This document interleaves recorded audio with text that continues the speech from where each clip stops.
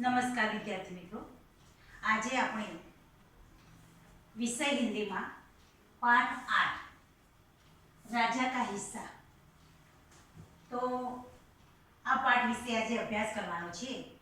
દરેક વિદ્યાર્થી મિત્ર પોતાની પુસ્તકમાં ધ્યાન આપે.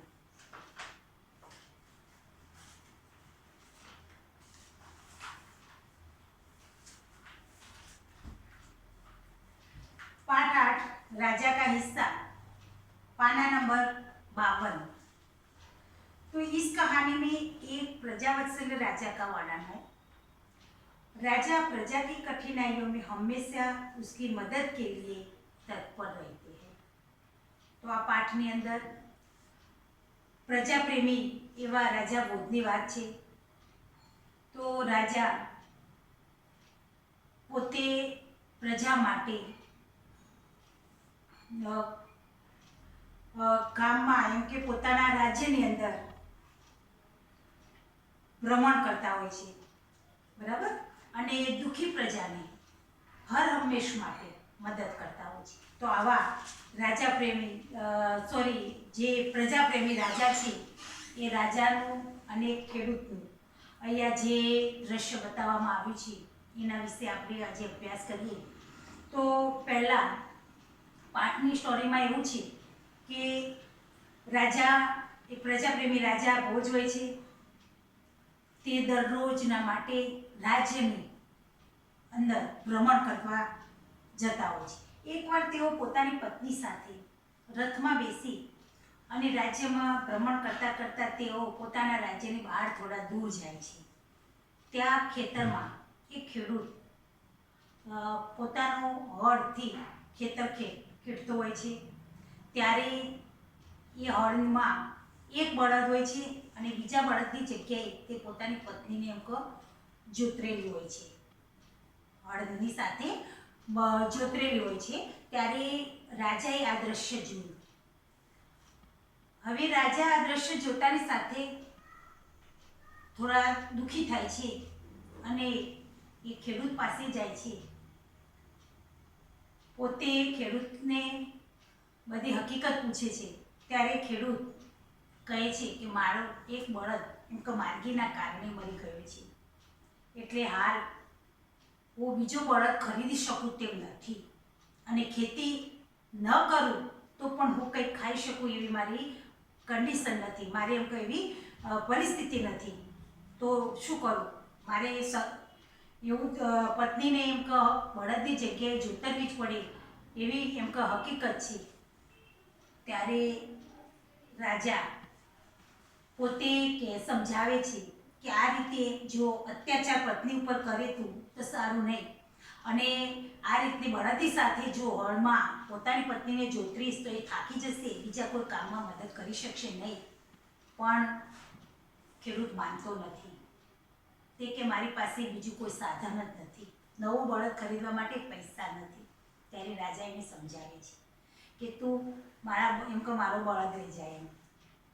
ત્યારે એ કહે છે, ત્યારે એની વાત સાંભળવા માટે ખેડૂતને એક મિનિટ સમય પણ નથી. તે શું કહે છે, ખેડૂતને ત્યાં સુધી તો ખેડૂતને ખબર જ નથી કે આ વ્યક્તિ કોણ છે. રાજા છે એ ખેડૂતને ખબર નથી, કોઈ સામાન્ય વ્યક્તિ છે એવી રીતે એની સાથે વાત કરે છે કે મારે સમય નથી તમારી સાથે વાત કરવાનો, જો તમારે વાત કરવી હોય તો મારી સાથે ચાલતા ચાલતા વાત કરો, એક મિનિટ પણ મારું કામ રોકીશ નહીં. રાજા પોતે ખેડૂતની સાથે ચાલતા ચાલતા બધી વાતચીત કરે છે. પછી કહે છે કે તું બીજું બળદ લઈ જા મારો, અને આ રીતે ખેતી પત્નીની જગ્યાએ બળદને લગાવ. ત્યારે શું કહે છે કે બળદ લેવા આવવાનો મારી પાસે ટાઈમ પણ નથી. ત્યારે રાજા કહે છે હું એમ કે તારા પત્નીની જગ્યાએ હળમાં હું જોતરાવું અને તારી પત્નીને મારી પત્ની જોડે મોકલ તો બળદ લઈને આવે. એ વાતથી ખેડૂત ખુશ થઈ જાય છે. પોતે પોતાની પત્નીને મોકલે છે. પત્ની પણ બળદ લઈને, એક નહીં પણ 2 બળદ લઈને આવે છે, અને પોતે હળથી એના 2 બળદ રાજાના જોડી અને ખેતી કરવા લાગે છે. અને રાજા કહે છે કોઈ પણ મુશ્કેલી હોય તો તું મને જણાવજે. હવે જ્યારે ખેતરમાં પેલો પાક ઉત્પન્ન થાય છે ત્યારે ખેડૂત જુએ છે कि જ્યાં જ્યાં રાજાએ હળ ખેંચ્યું હતું ત્યાં મોતી અને બીજી જગ્યાએ ઘઉં, તો આવું કેમ? એને નવાઈ લાગે છે. એ તો એકદમ રાજાને જે મોતી રાજાએ જે પરિશ્રમ કર્યો તો એ જગ્યા ઉપરના મોતી વીણી અને થાળમાં લઈ રાજાને ત્યાં જાય છે અને રાજાને માફી માગે છે. તે પસ્તાય છે, રાજાને કહે છે કે આ તમારા પરિશ્રમનું કામ છે, તમારા પરિશ્રમથી આ વસ્તુ થઈ છે, તો આ મોતીનો તમારો હક છે, તમે લઈ લો. ત્યારે રાજા ના પાડે છે કે તારા ખેતરમાં ઉત્પન્ન થયા છે એટલે હું નહીં લઉં, એ તારા જ છે. પણ એ માનતો નથી.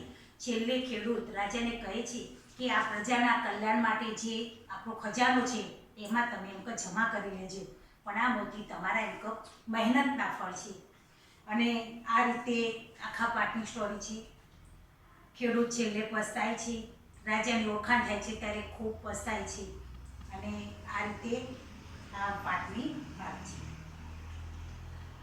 તો આપણે જોઈએ વિદ્યાર્થી મિત્રો, પુસ્તકમાં ધ્યાન આપો कि राजा भोज बड़े प्रजावत्सल थे, प्रजा प्रेमी।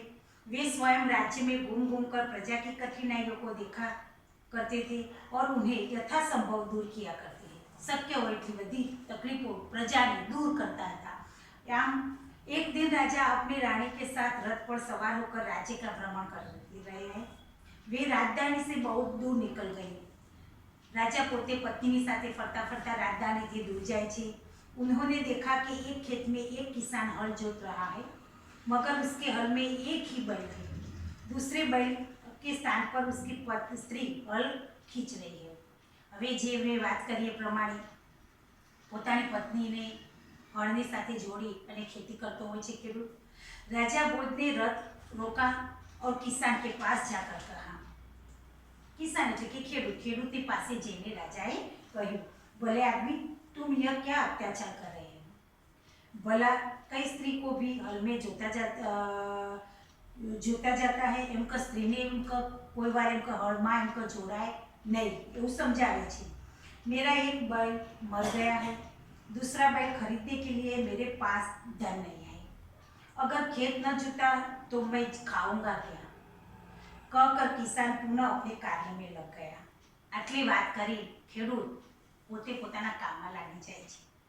उसे क्या पता था कि उसकी बात करने वाला कौन है? ખેડૂતને ખબર નથી કે એની સાથે વાત કરનાર વ્યક્તિ કોણ છે। राजा ने कहा, अरे भाई जरा सुनो तो। राजा फरी કહે છે કે એક મિનિટ થોડું જરા એક વાત તો સાંભળો। जो करना है, ત્યારે ખેડૂત કહે છે કે जो करना है मेरे साथ चलते चलते कहो, मेरा काम क्यों रोकते हो? किसान ने कहा। राजा भोज उसके साथ साथ चलने लगे। अपने काम के प्रति किसान की लगन देखकर राजा भोज बहुत प्रभावित हुए। वह बोले, भले आदमी, इस प्रकार तो तुम्हारी पत्नी थक जाएगी और थकावट की वजह वे कोई दूसरा कार्य भी नहीं कर सकती। उनका आ रीते जो बળદની જગ્યાએ પત્નીને કામ કરવામાં આવશે તો થાકી જશે અને થાકના કારણે બીજું કોઈ કામ કરી શકશે નહીં। કિસાન बोला, तो फिर तुम भी बताओ मैं क्या करूँ? उनका तो પછી હું શું કરું એમ। राजा ने कहा, तुम मेरे साथ चलो, मैं अपना बैल एक बैल तुम्हें दे देता हूँ, मगर इतनी देर मुझे काम रोकना पड़ेगा, तुम्हें बैल ला दो। किसान बोला कि तू बળદ લઈને મને આપી દો, મારે એટલી મિનિટ માટે કામ રોકવાનું પણ નથી। अच्छा ऐसा करो, तुम अपनी पत्नी को रथ के पास भेज दो, वह मेरी पत्नी से बैल ले आएगी, तब तक मैं तुम्हारे हल में जोतूंगा। राजा ने कहा। રાજાએ કહ્યું કે તારી પત્નીને બળદ લેવા મોકલ, ત્યાં મારી પત્ની છે તે લઈને આવે ત્યાં સુધી હું તેની જગ્યા ઉપર હળમાં એમ કે જોડાઈશ। કિસાન इस बात पर राजी हो गया। किसान ખેડૂત तो खूब खुश થઈ ગયો। राजा भोज हल में जुट गए और किसान की पत्नी रथ के पास चली गई। उसने रानी को सारी बात बता दी। रानी ने पूरी बात सुनकर कहा, तुम्हारा बैल तो कमजोर होगा, एम कि तमारो जे एक बળદ છે कमजोर हसे, वह हमारे बैल के साथ नहीं दे सकेगा, इसीलिए तुम दोनों ही बैल ले जाओ। एम कि बे बળદ ले जाओ, तमारो हमारी बળદની સાથે ચાલશે नहीं। किसान की पत्नी दोनों बैल लेकर खेत पर पहुंची। किसान बहुत प्रसन्न हुआ। राजा भोज ने कहा, अगर कभी कोई दिक्कत हो तो मेरे पास आना, इनको कोई मुश्किल पड़े तो मारी पासे आवजो। कहकर राजा भोज ने उसे अपना परिचय दिया और किसान बहुत शर्मिंदा हुआ। બહુ શરમાઈ ગયો।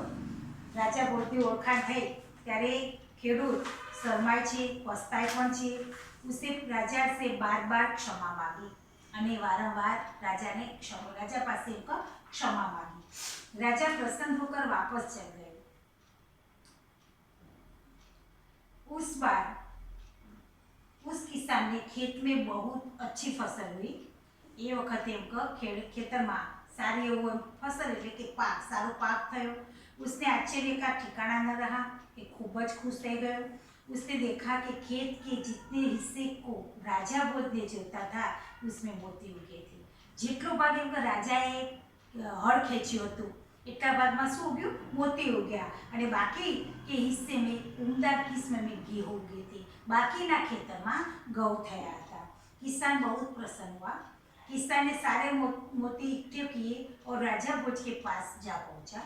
उसने सारे मोती राजा भोज के चरणों में रख दिए और राजा को सारा किस्सा कह सुनाया। એને મોતીનો થાળ રાજાના ચરણોમાં મૂક્યો અને સારી હકીકત જણાવી। राजा ने कहा, ये मोती तुम्हारे खेत में उगे हैं, इन पर तुम्हारा हक है। राजाए कीधुं ખેડૂતને કે આ મોતી તારા ખેતરમાં થયા છે એટલે આના ઉપર તારો હક છે એમ કહો, મારે જોઈએ નહીં। इन्हें तुम्हें अपने अधिकार में रखो। नहीं महाराज, यह आपके परिश्रम का प्रताप है। ત્યારે ખેડૂત કહે છે કે ના મહારાજ, એમ का आ तुम्हारी मेहनत નું ફળ છે એમ, इसीलिए मैं इन्हें नहीं ले जाऊंगा। मेरी प्रार्थना है कि आप उन्हें राजकोष में जमा कर ले और गरीबों की भलाई के लिए काम में ले। जे આપણો એમ કે રાજ્યનો જે ખજાનો છે એમાં આનો આ જમા કરેલો અને ગરીબોના કલ્યાણ માટે ગરીબોને જે મદદ કરવાની હોય એમાં આનો ઉપયોગ કરજો એવું ખેડૂતે રાજાને કહ્યું। किसान ने प्रार्थना की। किसान की बात सुनकर राजा बहुत प्रसन्न हुए और उन्होंने मोती स्वीकार कर लिए। आम राजा खूब प्रसन्न થાય છે ખેડૂતની વાત સાંભળી અને એમને મોતીનો થાળ સ્વીકારી લીધો છે। બરાબર, આ રીતે પાઠ છે આપણે।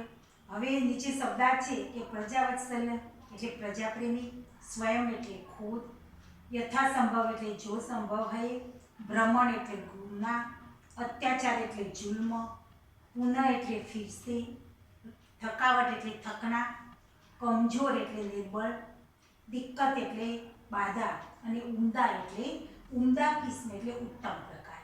બરાબર, તો વિદ્યાર્થી મિત્રો આજે આ પાઠમાં જે શબ્દાર્થો છે શબ્દાર્થો તમારી નોટમાં લખવાના અને પાઠ ધ્યાનથી એકવાર વાંચી લેવાનું છે। બરાબર, આવતા પિરિયડમાં આપણે અભ્યાસ અને સ્વાધ્યાયના પ્રશ્નોની ચર્ચા કરીશું।